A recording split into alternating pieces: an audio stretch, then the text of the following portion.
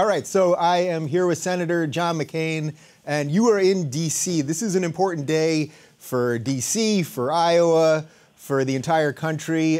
So my first question, are you a betting man, and who's your money on? I am a betting man, and since I've been consistently wrong at every turn in this most incredible scenario, I figure there's no sense in sending bad money after good. All right, fair enough. So what is D.C. like on a day like today? I mean, we've been waiting for the Iowa caucuses. It seems like we've been waiting for this thing for like 3 years. But what's the general feeling in D.C. on a day like this? I think the general feeling in D.C. is bewilderment that we have seen the rise of course, Cruz and Trump on one side and Bernie Sanders on the other. And none of that, of course, was predicted 6 months ago, no matter who you talk to. And perhaps it's because we underestimated the anger and dissatisfaction level out there in places like the cornfields of Iowa. Yeah, so for someone like you that's considered more now, I think more as an establishment guy, although when you've run in the past, you were sort of anti-establishment. What do you make of the feeling that's in the country that, again, we're in an anti-establishment year?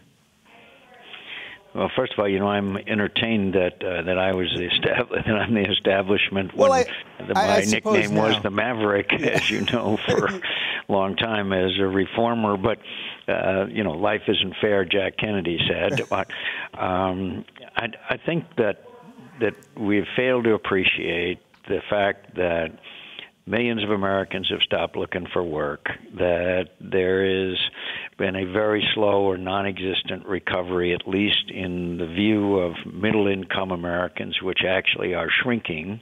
And we also see this fear, if that's the word, or concern about illegal immigration, and particularly older white males that see what they think is an erosion of the traditional makeup of America.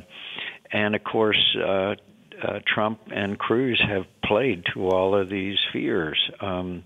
Look, we have great challenges in the world, and we need a new leader, in my view, very badly, who will not lead from behind but lead from in front. But the fact is, America is still the greatest nation on earth. But if you're a individual who lost their job during the recession and have gotten either a much lower paying job or still out of work, that really doesn't matter. And Trump has appealed to that, and Sanders has appealed to that. Yeah. Just a small example. About 6 weeks ago, I think it was now, Bernie Sanders came to Tucson, Arizona. 13,000 people showed up. My friend, I could not draw 13,000 people in in Tucson, Arizona, if I paid them to attend. Right. So both Sanders and Trump and Cruz have tapped this unhappiness, this frustration that people feel, and it's being manifested now. But could I just add one additional point? Sure. I think to a large degree that neither Trump or Cruz, but particularly Trump, have been forced to answer the tough questions that should be asked. Yesterday, I was watching one of the Sunday shows that Trump was on, and they were talking about, Trump said, repeal and replace Obamacare. And the questioner, who I happen to be an admirer of, said, well, how are you going to do that? And he said, we'll sit down and negotiate with the hospitals and the providers. Well, that's not an answer. Right, that's not how it works. Yeah, and how you're going to deport 11 million people. How do you do that? Those are legitimate questions that are not being asked by the media, that in every campaign I've been involved in, the tough questions have been asked. And so part of this, frankly, part of this, frankly, I blame on the media. So what do you make of that? Because this is one of the things we talk about on this show all the time, that our media right now seems like they're so in bed with the campaigns, the networks. You know, there's this line that's very blended between the networks and who's getting what question. And it seems like if you ask more of a softball question, you're going to get the opportunity to ask more questions. So what do we do about that? And I don't know, because he has sort of already broken all the rules. Have you ever heard of a presidential candidate that is that calls in to a Sunday talk show? Of course Right. not. Right. Have you ever heard of one who blatantly attacks a very legitimate and respected journalist? In the case of Megyn Kelly. Mm-hmm. Have you ever seen a candidate in the case of Cruz who has virtually reversed himself on every major national security issue? So there's does anybody anymore read these various publications that are fact checkers? There's 4 Pinocchios all Right. the time. So, but it is what it is, and I still have faith and confidence in the American voters and on both sides of the aisle, and so I will do what I can to conduct my own campaign and encourage people to get out and vote. Many of those who generally don't do so. All right, well, I don't want to get totally bogged down in the election because I want to talk about some of the issues that have been important to you over the years. But one more thing on this. When you watch this, do you think, oh, man, this is the year that I should have jumped in because I would be up there as the sane candidate, as the guy that really would be sort of crossing line and bringing people together? I know. I feel nostalgia for New Hampshire because I love New Hampshire, and of course, I some wonderful experiences there. But very honestly, I'm not sure that I would be doing well in this kind of environment. Mm-hmm. I just am not sure that I would, because the people are not that. I don't know. I know this, that we're talking about trivia and building walls with Mexico when the world is on fire. Yeah. And that, of course, is one thing that I regret. If I had been running again, I guarantee you that would have been what I'm talking about. And I think that's what most Americans would like to hear about, because it's now the number 1 or number 2 issue, and I can assure you there will be more attacks on the United States of America between now and November. All right, so I want to get to that, and I think that's really sort of your wheelhouse stuff. So to end the election portion, we should note that in the Iowa caucus in 2007, you actually came in 4th, and then you still went on to win the nomination. So people shouldn't get too caught up in the daily minutia of all of this, right? I don't think so, but again, you know, in previous elections, Iowa caucus has sort of been put in the context of what it is. There's not been I think George W. Bush won both. But other than that, the people who have won have quickly, the Iowa caucuses have quickly faded. Right. But it seems that the Iowa caucuses now have taken on a greater significance, not so much it's of caucuses, but because it seems to be this fight of Trump and Cruz versus all the others, which then I think has magnified the impact of the Iowa caucuses more than in any time in the past. Sure. All right. So before we jump into some foreign policy stuff, so much of this campaign, because of Bernie, has been about money in politics. And I think people forget that you were fighting to get money out of politics a long time ago. There used to be something called the Mccain-Feingold Act in 2002 that you guys passed, and the whole idea was to get money out of politics, or at least, regulate it in some way that would make sense.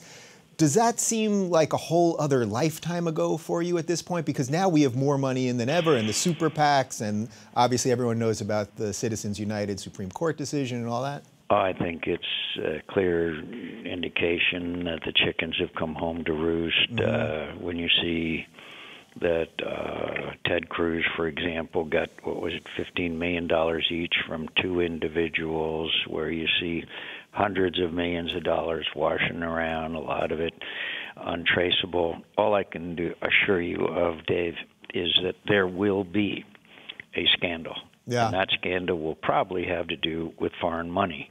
There is too much unaccounted for money washing around. And the whole fundamental rationale of the Supreme Court when they turned down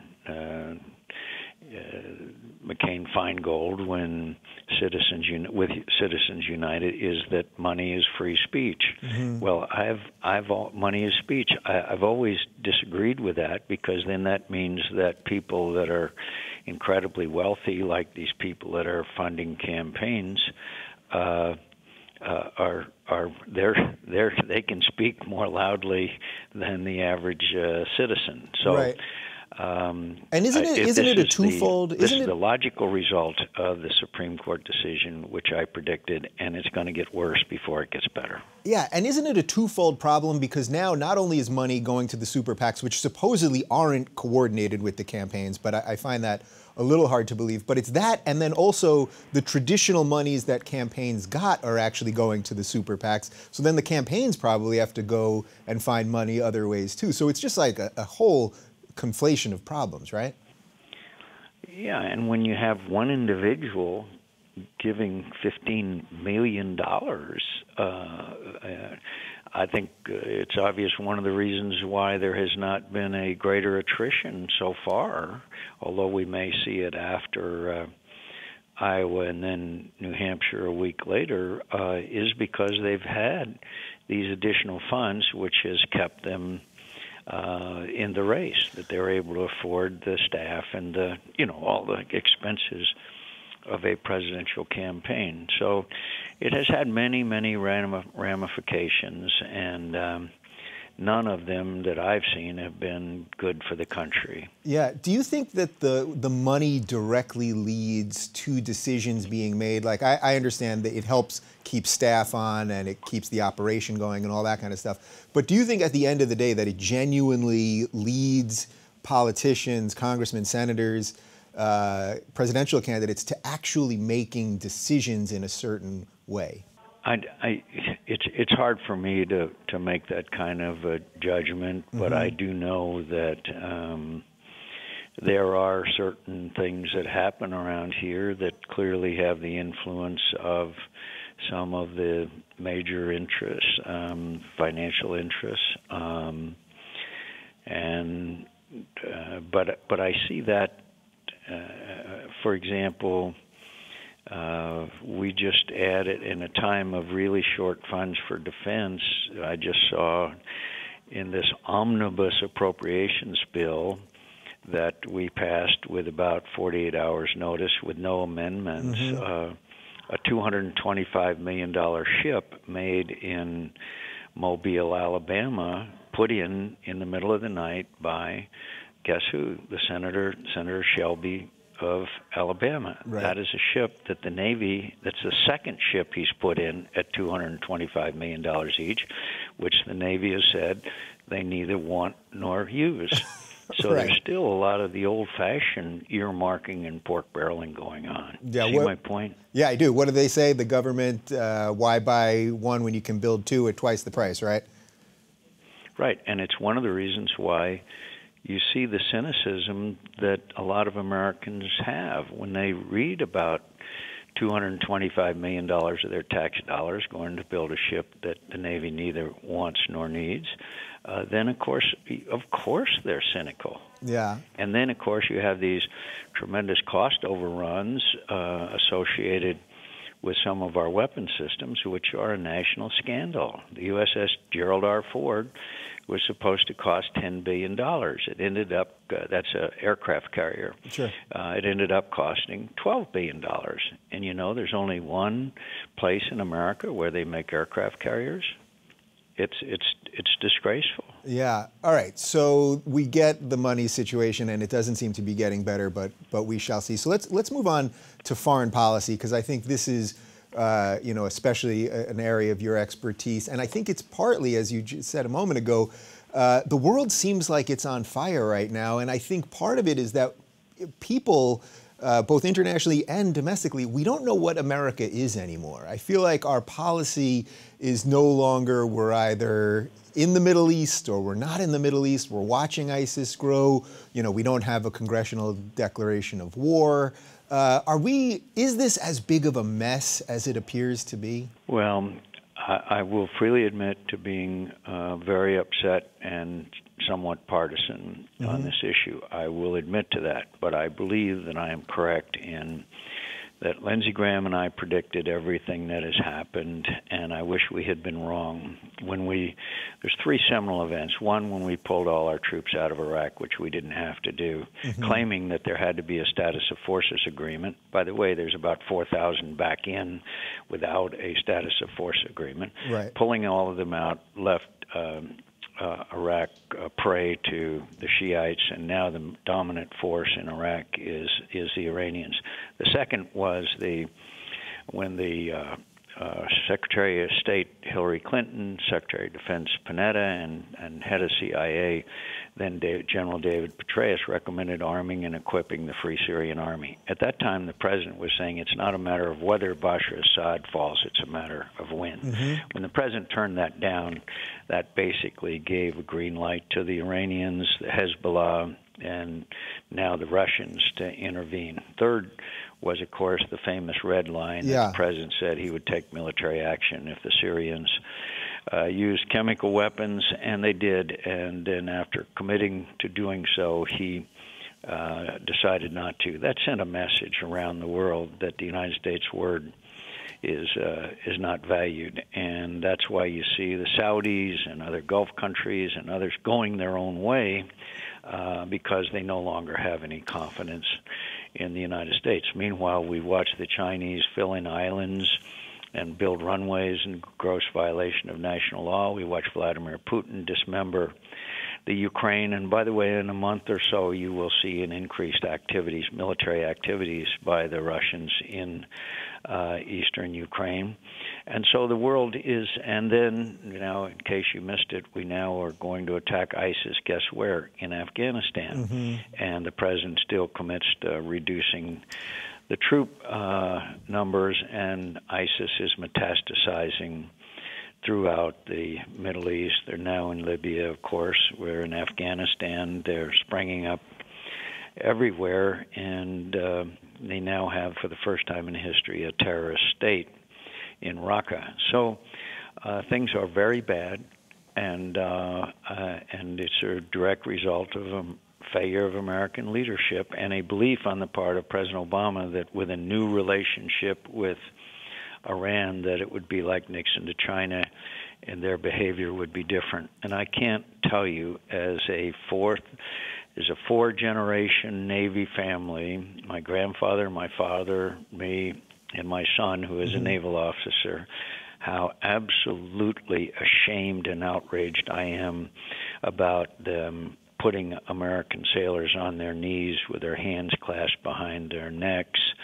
And now in the latest, of course, the Ayatollah awarded medals to those that did it for, quote, capturing Americans in gross violation of all international law. And the thing that makes me furious is that the Vice President of the United States, the Secretary of State, and the Secretary of Defense all praised the Iranians because they released them. I mean, it is unbelievable. It is so infuriating that it makes me so mad, but it also makes me sad. Yeah, so there's a lot there. I want to back up to the red line, though, because I can really sense from the tone with which you're saying it that was the moment, really, where people felt that America's word no longer mattered. So when that happened, was your phone ringing off the hook? I mean, were the Saudis or the Kuwaitis or the Jordanians or whoever, the Israelis, were they calling you and saying, what is going on here? I mean, really, is this actually happening? Yes, and let me just give you a brief anecdote. The president called me and Lindsey Graham over to the White House in the Oval Office. He said, I'm going to act. I'm going to degrade Bashar Assad. I'm going to upgrade the Free Syrian Army. I'm going to change the momentum on the battlefield. We will be commencing operations. Lindsey and I went out on the driveway in front of the media and said, we're with the president all the way. They have crossed the red line. A week later, I was sitting in my office and watched on CNN as the president announced that, after all, we were not. And, you know, the Saudis had planes on their runways ready to attack Syria when they found out on CNN as well. And so this was a defining moment. That's why the Saudis decided to go into Yemen on their own. That's why the Saudis and other Gulf countries are acting on their own. This is why the foreign minister of one of the Gulf countries told me, we think it's better to be America's enemy than its friend. Wow. So the American credibility took a gigantic blow, and so they're going their own way, these countries are. Yeah, is this the ultimate irony, sort of American power, at least as it stands in 2016, that when we do things, there's this immediate feeling in the international community that we're always going at it alone and we're always doing whatever we want, and then when we don't do things, that actually things seemingly get worse? So we're sort of in a no-win situation here, right? I agree, Dave, but I think the most important aspect of this is that when America commits to a course of action and then backs off of it, that is the most damaging of all. It would have been far better never to say a word about Bashar Assad's slaughter using chemical weapons. And by the way, I keep on my desk those pictures that were smuggled out of all those dead children killed by the sarin gas. But anyway, so the worst of all worlds is when the world superpower commits to a course of action and then doesn't. Could I just say it's that old line that George Shultz used to say, his Marine Corps drill instructor told him that never point a weapon at someone unless you're ready to pull the trigger. Yeah. Well, that's sort of a perfect segue to what I wanted to ask you about next, which is the Kurds, because you've maintained a relationship with the Kurds. We've been talking about the Kurds on this show a little bit, and I feel like the Kurdish situation, you know, these 30 million people that are sort of spread across Iraq and Syria and Turkey that are trying to get a state, that are actually fighting ISIS on the ground while being bombed by a NATO ally, Turkey, and they're, you know, fighting ISIS, and it's just this big mess. What can we do for the Kurds as Americans, and to sort of get our government to back the Kurds more, because their cause seems so just to me, and we don't talk about it? Well, a couple of points. One is that the Kurds are the only effective fighting force, as you know, in the region, and we never could have taken Kobani back or some of the successes we've enjoyed. Second of all, they are out of money. They are not being able to pay their forces. A lot of it has to do with the price of oil. A lot of it has to do with the expenses of their military operations. But we got to get them money, and we got to do it quickly. Third of all, the Turks are as afraid of a Kurdish nation as much as they are of ISIS or Bashar Assad. By the way, they view Bashar Assad as a far greater enemy than they do ISIS, which is why we haven't seen more cooperation between the Turks and us. And, of course, the Turks continue to view the PKK. It gets really complicated, but the PKK is a terrorist organization.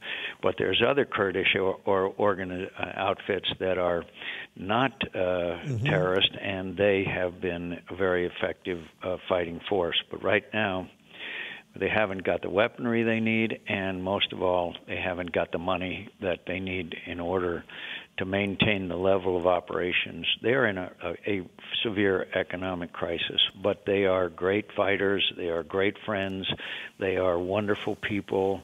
I have such a respect and affection for the Kurds, I can't exaggerate it. Yeah, well, that's why I've wanted to talk about them more, because I see female fighters, on the ground, and they're trying to build a state, and they're not getting the support. Is some of that, though, because of the nature of our relationship with Turkey? I mean, we know that Turkey has been letting ISIS fighters through Europe into Syria. We know that Turkey's fighting the Kurds, and yet Turkey obviously is a NATO ally and all of that. So we're in a weird position with the Kurds because of Turkey, right? Yeah, but Erdogan has consolidated his position. He is on the road to being a dictator.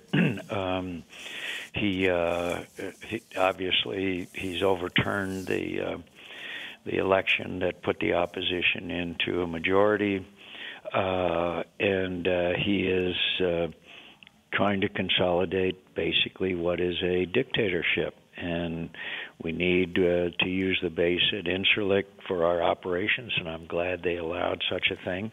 But I also think that he's partially right when he says that Bashar Assad is a greater threat to the region with its alliance with Iran and with Russia than ISIS is, although then he wants us to fight both ISIS as well as Bashar Assad. Right. And, of course, John Kerry keeps his bizarre behavior thereby legitimizing Bashar Assad's continued slaughter of 250,000 people and millions of refugees. And by the way, I have the greatest sympathy for the Europeans as they grapple with this refugee issue. Mm-hmm. I have great sympathy for the refugees themselves, but they're addressing the end of the chain, not the beginning. If it were not for Bashar Assad, you would not see these millions of refugees. Right. And the Europeans sat by and watched Bashar Assad slaughter his own people and basically did nothing. So they are paying the price of inaction, and some of this is very reminiscent of the 1930s. Yeah, well, it seems we're stuck between Assad and ISIS, and as you're saying, there's so many complex issues here and so many sides that people don't know what to do. I know I have to let you go, so I want to ask you one thing.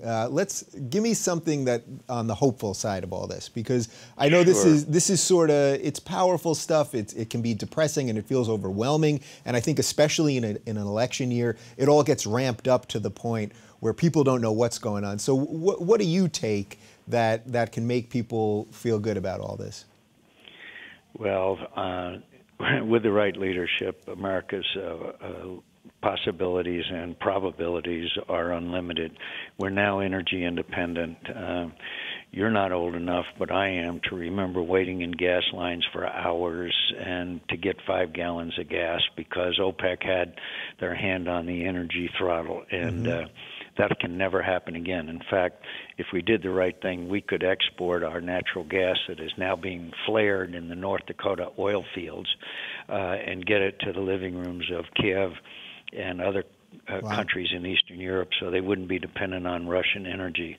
Manufacturing jobs are staying and improving. They're not big employers because of automation and technology, but they are staying, and many of them are coming back. Third of all, this device that you and I carry around all the time, unfortunately it seems to get bigger and heavier, is changing the world. It's changing the flow of information and knowledge. And there's a dark side to it, the cloak of anonymity and all of that. In fact, I see it in tweets to me every day. But overall, this technology, could I just say, is changing the world, and all of it for the better. You cannot repress and oppress people when they have access to information and knowledge over time, and all of that is not made in China, it's not made in Europe, it's not invented any place but the United States of America. So I'm very hopeful about our future. Yeah, well, I love that as our parting words. So it's been a pleasure talking to you. I hope we can do this in person next time you're in our sunny city of Los Angeles. I will look forward to doing it, Dave. Thanks a lot. All right, thank you, sir.